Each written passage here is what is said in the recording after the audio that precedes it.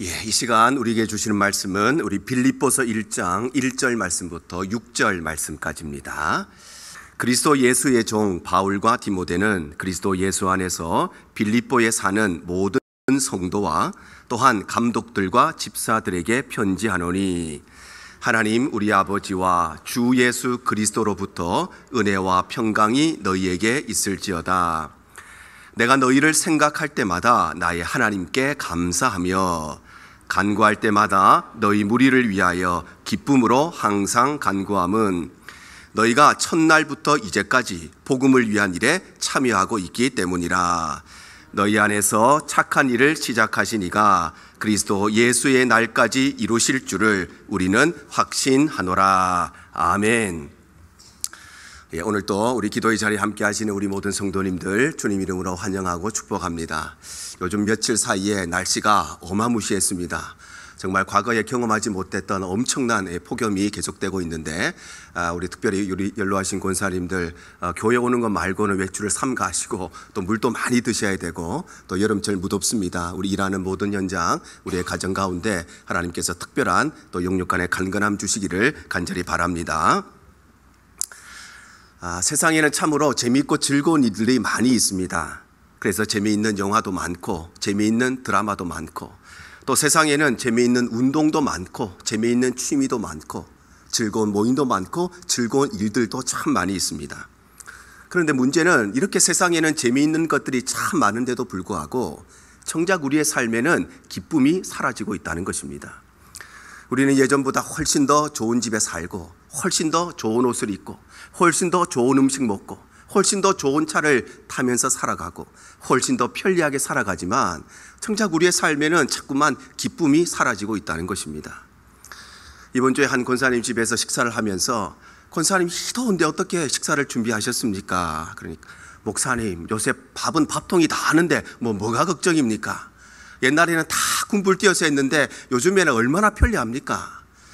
요즘 참 편리하죠. 밥은 밥통이 다 하고, 청소는 청소기가 다 하고, 빨래는 세탁기가 다 하는 편리한 시대에 살아가는데, 근데 문제는 이렇게 좋은 시대에 살아가면서도 우리의 삶에는 자꾸만 기쁨이 사라지고 있다는 것입니다.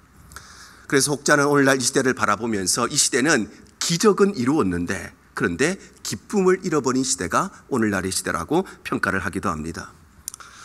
재미와 기쁨이라고 하는 것은 비슷한 것 같지만 재미와 기쁨은 전혀 다른 것입니다.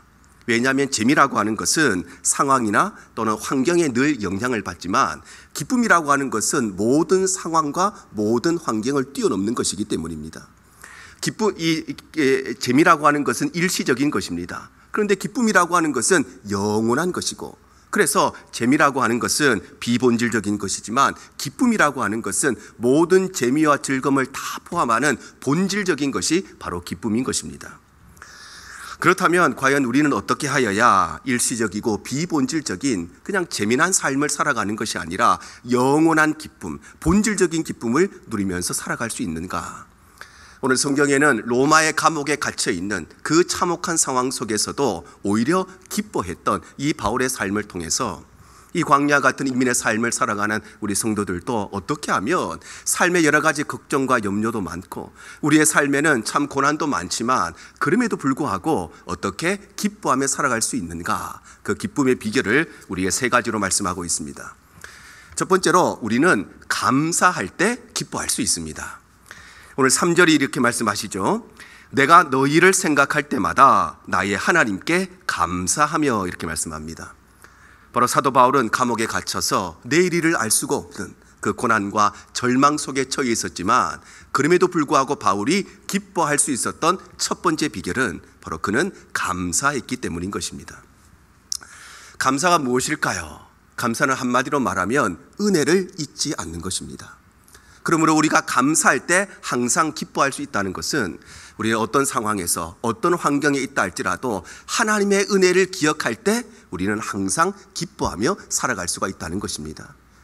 왜냐하면 지난 우리의 삶을 돌아보면 우리가 누려왔던 모든 것들, 우리가 지나왔던 모든 시간들, 우리가 걸어왔던 모든 순간이 당연한 것이 아니라, 그리고 내 능력과 내 노력의 소산이 아니라 모든 것이 하나님의 은혜라는 것을 고백하지 않을 수가 없기 때문입니다. 그래서 오늘 본문에서도 사도 바울은 차가운 감옥에, 그 로마의 감옥에 갇혀서 내일 정말 내가 사형을 집행당할지 어떤 일이 일어날지 알 수 없는 그 상황에서도 그는 하나님 앞에 감사했던 것입니다. 왜냐하면 사도 바울 역시도 지나온 내 삶을 돌아보니 현재 내 삶은 고난 속에 있지만 지나온 모든 것이 하나님의 은혜라는 것을 그는 늘 기억했기 때문입니다. 그래서 바울은 이렇게 고백을 하지요. 고린도전서 15장 10절입니다. 그러나 내가 나된 것은 하나님의 은혜로 된 것이니 내게 주신 그의 은혜가 헛되지 아니하여 내가 모든 사도보다 더 많이 수고하였으나 내가 한 것이 아니요 오직 나와 함께 하신 하나님의 은혜로다. 바로 그는 지나온 자신의 모든 삶이 하나님의 은혜라는 것을 늘 기억하고 있었기 때문에, 그래서 그는 비록 차갑고 그 어두운 로마의 감옥에 갇혀 있었음에도 불구하고 낙심하고 절망한 것이 아니라, 슬퍼하고 눈물 흘린 것이 아니라 오히려 그는 하나님 앞에 기뻐할 수가 있었던 것입니다. 이처럼 우리는 하나님의 은혜를 기억하고 감사할 때 어떤 상황에서든지 어떤 환경에서든지 그것과 상관없이 늘 기뻐하면서 살아갈 수가 있는 것입니다. 운전을 하다 보면 한 번씩은 경찰에게 잡혀서 티켓을 끊을 때가 있지요. 어떨 때는 신호를 위반해서 티켓을 끊을 때가 있고, 또 어떨 때는 속도를 위반해서, 또 어떨 때는 주차하지 말아야 될 곳에 파킹을 했다가 또 티켓을 끊을 때가 있습니다. 그러면 티켓을 끊으면 일단 기분도 상하고, 또 벌금을 내야 되니까 생돈이 나가는 것 같아서 돈도 아까운 마음이 들고, 내가 왜 그랬을까 화가 나기도 하고, 또 경찰관을 원망스럽게 바라보기도 합니다. 나만 신호 위반한 것이 아닌데 내 앞차도 뒷차도 다 같이 위반했는데 왜 나만 잡는지 원망스러운 마음이 생깁니다. 속도 위반으로 잡히면은 내 주변의 모든 차들이 다 비슷하게 달린 것 같은데 왜 경찰이 나만 잡는지 그런 원망스러운 마음이 생기지요. 그런데 이런 티켓을 끊을 때에도 우리가 기뻐할 수 있는 한 가지 비결이 있습니다. 그 상황 속에서도 우리가 어떻게 하면 기뻐할 수 있는가? 우리 마음속에 이렇게 외치는 것입니다. 경찰한테 들리게 하지는 마시고 내 마음속에 이렇게 외치는 것입니다. 지난번에는 안 걸렸지롱, 이렇게 생각하는 것입니다. 여러분, 신호위반 딱 한 번 했는데 딱 그때 걸렸을까요? 그렇지 않습니다. 과거에 수많이 신호위반을 했는데, 그런데 그때는 하나님의 은혜로 단 한 번도 안 걸렸는데 이번에 어쩌다 보니까 걸리게 된 것입니다. 그러면 스피드로 걸렸는데 단 한 번도 스피드를 오버한 적이 없는데 딱 한 번 오버했는데 그때 딱 걸렸을까요? 그렇지 않습니다. 그 사람은 과거에도 수많이 스피드를 위반했습니다. 그런데 그때는 단 한 번도 걸리지 않도록 하나님이 은혜 주셨는데 이번에 한 번 걸리게 된 것입니다. 아무데나 파킹했다가 걸리면 한 번 그렇게 한 것이 아닙니다. 과거에 수많이 그렇게 했는데 그때는 은혜가 있어서 그때는 안 걸렸는데 이번에 한 번 걸리게 된 것입니다. 그러니 경찰에게 잡혔을 때 예전에도 수없이 잘못했지만 단 한 번도 걸리지 않게 하신 하나님의 은혜를 기억하면 우리는 티켓이 끊기는 그 상황에서도 기뻐하고 감사할 수 있는 것입니다. 그래서 다니엘이 이렇게 감사하지요. 다니엘 6장 10절입니다. 다니엘이 이 조서에 왕의 도장이 찍힌 것을 알고도 자기 집에 돌아가서는 윗방에 올라가 예루살렘으로 향한 창문을 열고 전에 하던 대로 하루 3번씩 무릎을 꿇고 기도하며 그의 하나님께 감사하였더라. 다니엘은 믿음을 지키기 위해서 왕의 음식도 거절했습니다. 그런 믿음을 지키기 위해서 세상의 성공도 포기했습니다. 그런 믿음을 지키기 위해서 왕이 세운 금신상 앞에, 우상 앞에 절하는 것도 자신의 목숨을 걸고 거절했습니다. 그런데도 불구하고 그는 사자굴에 던져져야 했습니다.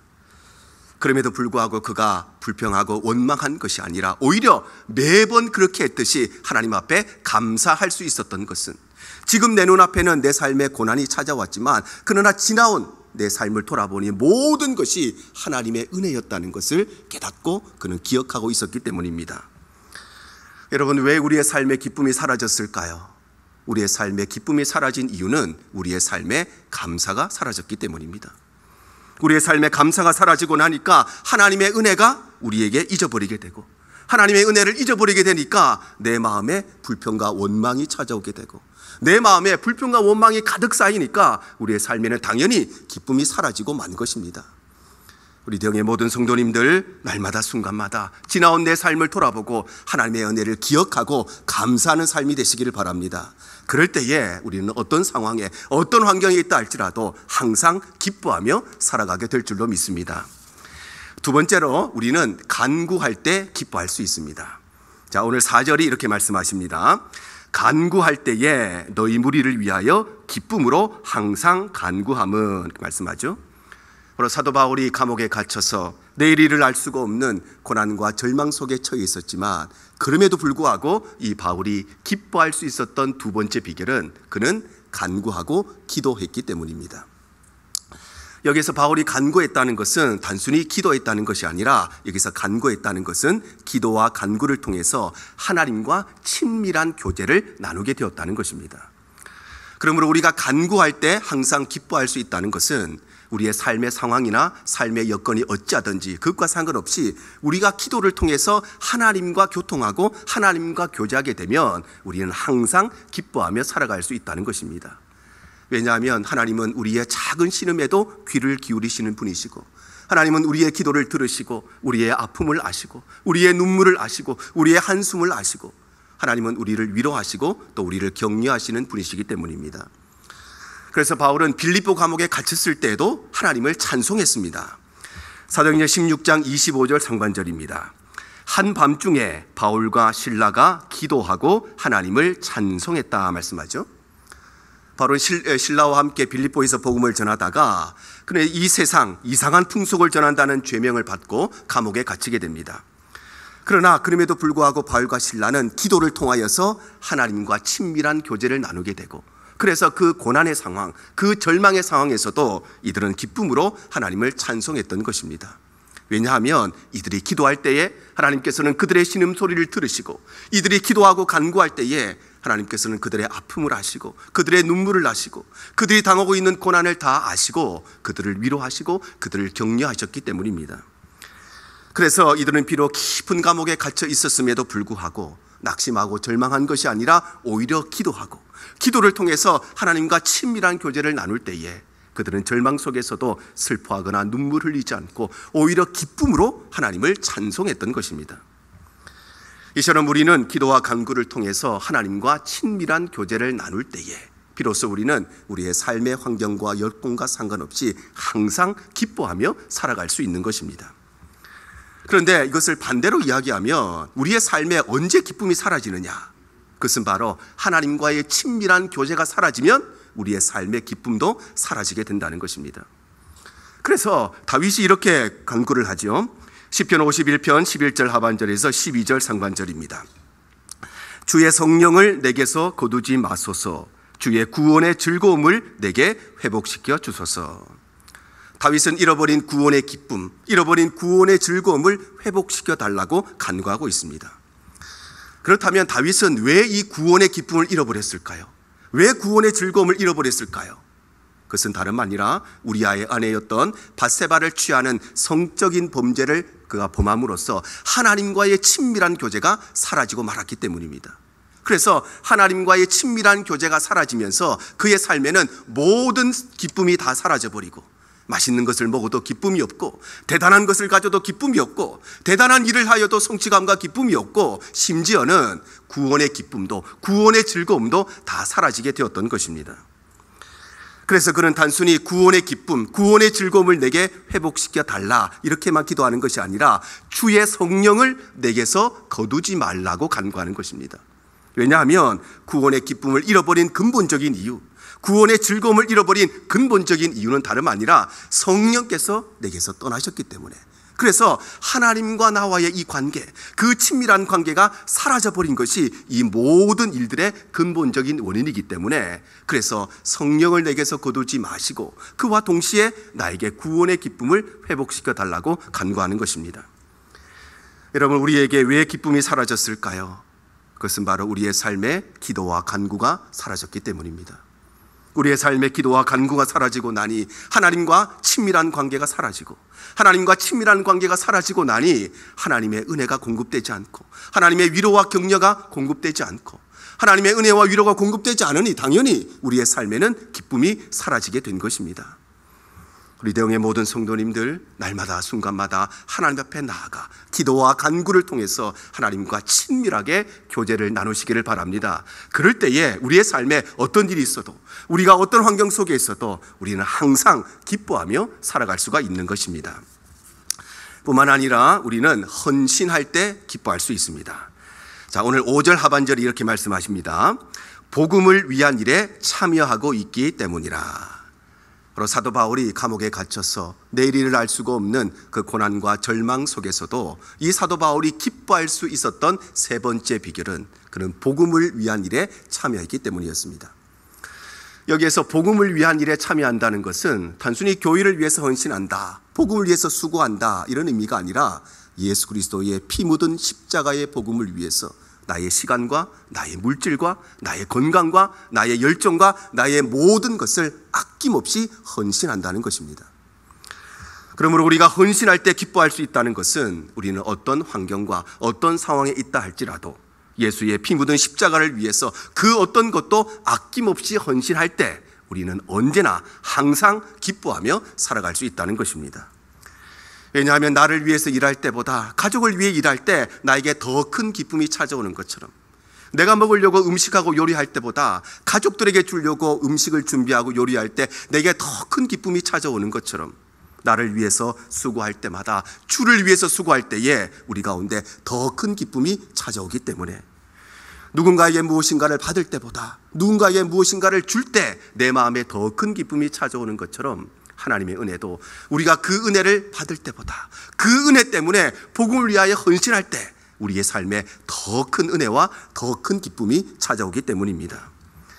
그래서 바울이 이렇게 고백을 합니다. 사도행전 20장 24절입니다. 내가 달려갈 길과 주 예수께 받은 사명 곧 하나님의 은혜의 복음을 증언하는 일을 마치려 하면은 나의 생명조차 조금도 귀한 것으로 여기지 아니하노라.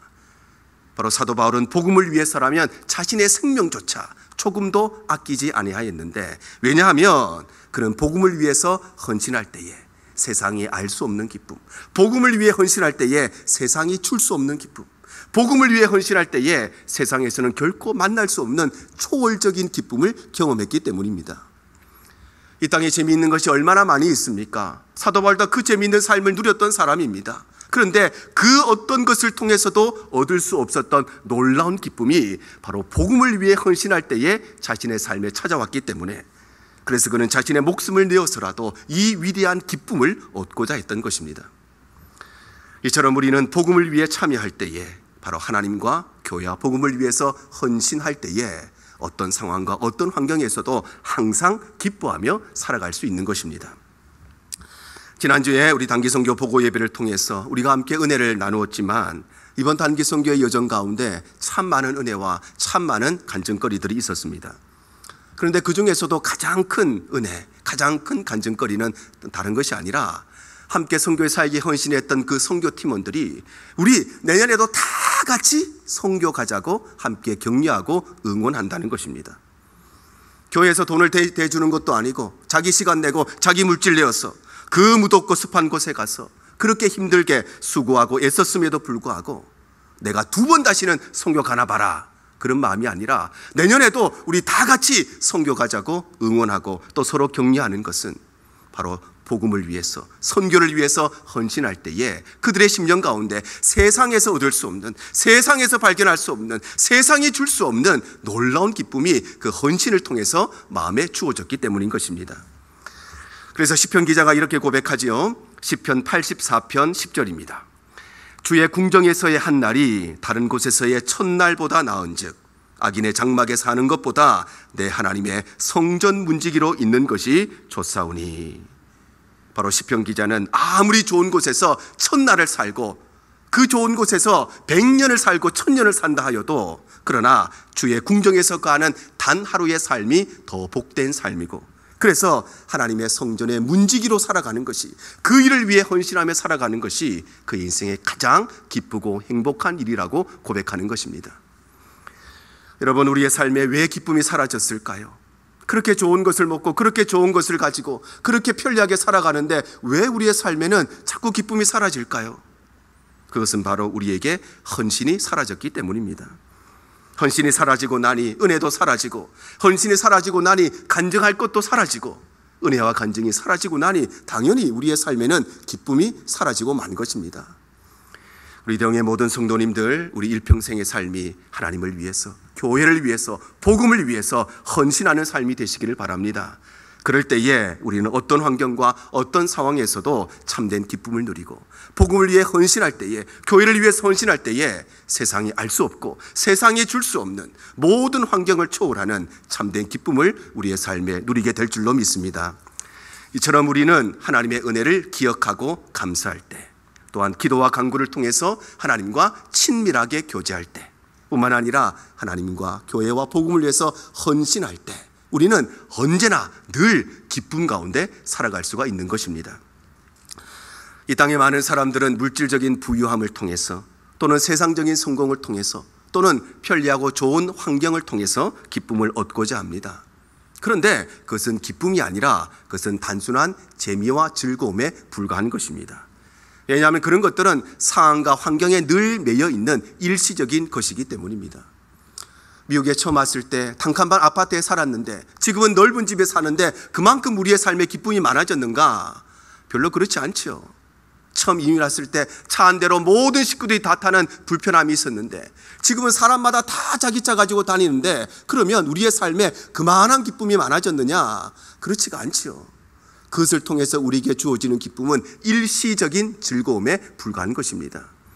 그런데 기쁨은 그런 것이 아닙니다. 기쁨이라고 하는 것은 모든 상황을 초월하고 모든 여건과 모든 환경을 초월한 영원한 기쁨과 즐거움이 바로 성경이 말하는 참된 기쁨의 의미인 것입니다.